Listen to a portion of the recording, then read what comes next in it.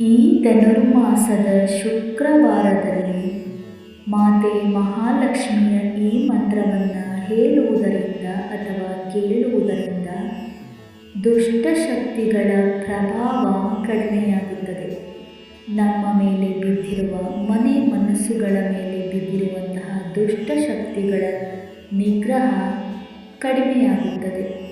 ಹಾಗಿದ್ದರೆ ಮಾತೆ ಮಹಾಲಕ್ಷ್ಮಿಯ ಈ ಮಂತ್ರವನ್ನು ಪೂರ್ತಿಯಾಗಿ ಕೇಳಿ ತಾಯಿ ಮಹಾಲಕ್ಷ್ಮಿಯ ಆಶೀರ್ವಾದದ ಜೊತೆಗೆ ಹಣಕಾಸಿನ ಸಮಸ್ಯೆಯು ನಿವಾರಣೆಯಾಗುತ್ತದೆ.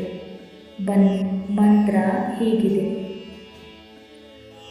ಓಂ ಶ್ರೀಂ ಹ್ರೀಂ ಶ್ರೀಂ ಕಮಲೆ ಕಮಲಾಲಯೇ ಪ್ರಸೀದ ಪ್ರಸೀದ.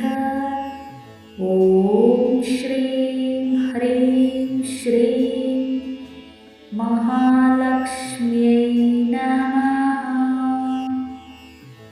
ಓಂ ಶ್ರೀಂ ಹ್ರೀಂ ಶ್ರೀಂ ಕಮಲೆ ಕಮಲಾಲಯೇ ಪ್ರಸೀದ ಪ್ರಸೀದ. ಓಂ ಶ್ರೀಂ ಹ್ರೀಂ ಶ್ರೀಂ ಮಹಾಲಕ್ಷ್ಮ್ಯೈ ನಮಃ. ಓಂ ಶ್ರೀಂ ಹ್ರೀಂ ಶ್ರೀಂ ಕಮಲೆ ಕಮಲಾಲಯೇ ಪ್ರಸೀದ ಪ್ರಸೀದ. ಓಂ ಶ್ರೀಂ ಹ್ರೀಂ ಶ್ರೀಂ ಮಹಾಲಕ್ಷ್ಮ್ಯೈ ನಮಃ. ಓಂ ಶ್ರೀಂ ಹ್ರೀಂ ಶ್ರೀಂ ಕಮಲೆ ಕಮಲಾಲಯೇ ಪ್ರಸೀದ ಪ್ರಸೀದ. ಓಂ ಶ್ರೀಂ ಹ್ರೀಂ ಶ್ರೀಂ ಮಹಾಲಕ್ಷ್ಮ್ಯೈ ನಮಃ. ಓಂ ಶ್ರೀಂ ಹ್ರೀಂ ಶ್ರೀಂ ಕಮಲೆ ಕಮಲಾಲಯೇ ಪ್ರಸೀದ ಪ್ರಸೀದ. ಓಂ ಶ್ರೀಂ ಹ್ರೀಂ ಶ್ರೀಂ ಮಹಾಲಕ್ಷ್ಮ್ಯೈ ನಮಃ. ಓಂ ಶ್ರೀಂ ಹ್ರೀಂ ಶ್ರೀಂ ಕಮಲೆ ಕಮಲಾಲಯೇ ಪ್ರಸೀದ ಪ್ರಸೀದ. ಓಂ ಶ್ರೀಂ ಹ್ರೀಂ ಶ್ರೀಂ ಮಹಾಲಕ್ಷ್ಮ್ಯೈ ನಮಃ. ಓಂ ಶ್ರೀಂ ಹ್ರೀಂ ಶ್ರೀಂ ಕಮಲೆ ಕಮಲಾಲಯೇ ಪ್ರಸೀದ ಪ್ರಸೀದ. ಓಂ ಶ್ರೀಂ ಹ್ರೀಂ ಶ್ರೀಂ ಮಹಾಲಕ್ಷ್ಮ್ಯೈ ನಮಃ. ಓಂ ಶ್ರೀಂ ಹ್ರೀಂ ಶ್ರೀಂ ಕಮಲೆ ಕಮಲಾಲಯೇ ಪ್ರಸೀದ ಪ್ರಸೀದ. ಓಂ ಶ್ರೀಂ ಹ್ರೀಂ ಶ್ರೀಂ ಮಹಾಲಕ್ಷ್ಮ್ಯೈ ನಮಃ. ಓಂ ಶ್ರೀಂ ಹ್ರೀಂ ಶ್ರೀಂ ಕಮಲೆ ಕಮಲಾಲಯೇ ಪ್ರಸೀದ ಪ್ರಸೀದ. ಓಂ ಶ್ರೀಂ ಹ್ರೀಂ ಶ್ರೀಂ ಮಹಾಲಕ್ಷ್ಮ್ಯೈ ನಮಃ. ಓಂ ಶ್ರೀಂ ಹ್ರೀಂ ಶ್ರೀಂ ಕಮಲೆ ಕಮಲಾಲಯೇ ಪ್ರಸೀದ ಪ್ರಸೀದ. ಓಂ ಶ್ರೀಂ ಹ್ರೀಂ ಶ್ರೀಂ ಮಹಾಲಕ್ಷ್ಮ್ಯೈ ನಮಃ. ಓಂ ಶ್ರೀಂ ಹ್ರೀಂ ಶ್ರೀಂ ಕಮಲೆ ಕಮಲಾಲಯೇ ಪ್ರಸೀದ ಪ್ರಸೀದ. ಓಂ ಶ್ರೀಂ ಹ್ರೀಂ ಶ್ರೀಂ ಮಹಾಲಕ್ಷ್ಮ್ಯೈ ನಮಃ. ಓಂ ಶ್ರೀಂ ಹ್ರೀಂ ಶ್ರೀಂ ಕಮಲೆ ಕಮಲಾಲಯೇ प्रसीद प्रसीद। ॐ श्रीं ह्रीं श्रीं महालक्ष्म्यै नमः। ॐ श्रीं ह्रीं श्रीं कमले कमलालये प्रसीद प्रसीद। ॐ श्रीं ह्रीं श्रीं महालक्ष्म्यै नमः। ॐ श्रीं ह्रीं श्रीं कमले कमलालये प्रसीद प्रसीद।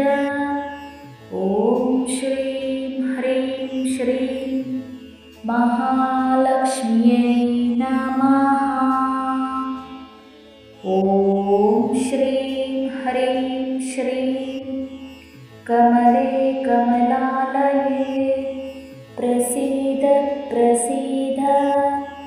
ॐ श्रीं ह्रीं श्रीं महालक्ष्म्यै नमः। ॐ श्रीं ह्रीं श्रीं कमले कमलालये प्रसीद प्रसीद।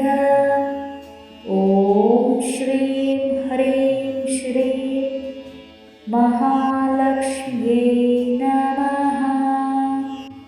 ॐ श्रीं ह्रीं श्रीं कमले कमलालये प्रसीद प्रसीद। ॐ श्रीं ह्रीं श्रीं महालक्ष्म्यै नमः। ॐ श्रीं ह्रीं श्रीं कमले कमलालये प्रसीद प्रसीद। ॐ श्रीं ह्रीं श्रीं महालक्ष्म्यै नमः। ॐ श्रीं ह्रीं श्रीं कमले कमलालये प्रसीद प्रसीद। ॐ श्रीं ह्रीं श्रीं महालक्ष्म्यै नमः। ॐ श्रीं ह्रीं श्रीं कमले कमलालये प्रसीद प्रसीद। ॐ श्रीं ह्रीं श्रीं महालक्ष्म्यै नमः। ॐ श्रीं ह्रीं श्रीं कमले कमलालये प्रसीद प्रसीद। ॐ श्रीं ह्रीं श्रीं महालक्ष्म्यै नमः। ॐ श्रीं ह्रीं श्रीं कमले कमलालये प्रसीद प्रसीद। ॐ श्रीं ह्रीं श्रीं महालक्ष्म्यै नमः।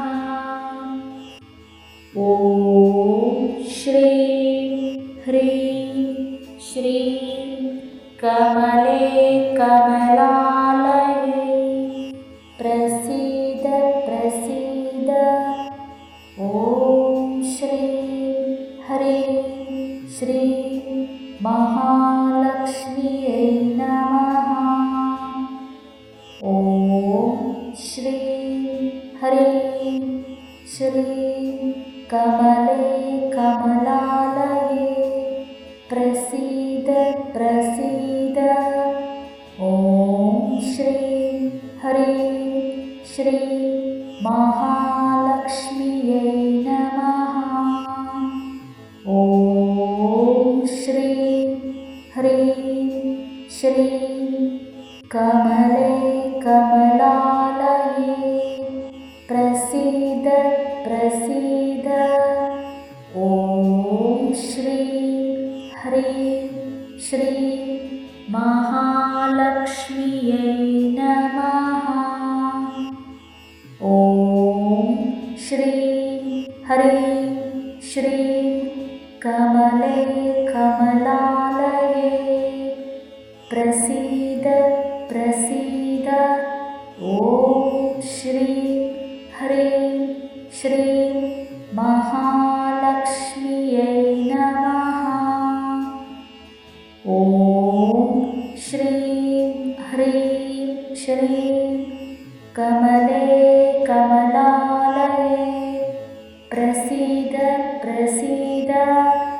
ॐ श्रीं ह्रीं श्रीं महालक्ष्म्यै नमः।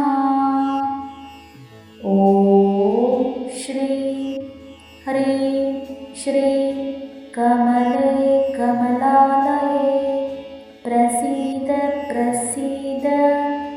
ॐ श्रीं ह्रीं श्रीं महालक्ष्म्यै नमः। ॐ श्रीं ह्रीं श्रीं कमले कमलालये प्रसीद प्रसीद। ॐ श्रीं ह्रीं श्रीं महालक्ष्म्यै नमः। ॐ श्रीं ह्रीं श्रीं कमले कमलालये प्रसीद प्रसीद। ॐ श्रीं ह्रीं श्रीं महालक्ष्म्यै नमः। ॐ श्रीं ह्रीं श्रीं कमले कमलालये प्रसीद प्रसीद। ॐ श्रीं ह्रीं श्रीं महालक्ष्म्यै नमः। ॐ श्रीं ह्रीं श्रीं कमले कमलालये प्रसीद प्रसीद। ॐ श्रीं ह्रीं श्रीं महालक्ष्म्यै नमः। ॐ श्रीं ह्रीं श्रीं कमले कमलालये प्रसीद प्रसीद। ॐ श्रीं ह्रीं श्रीं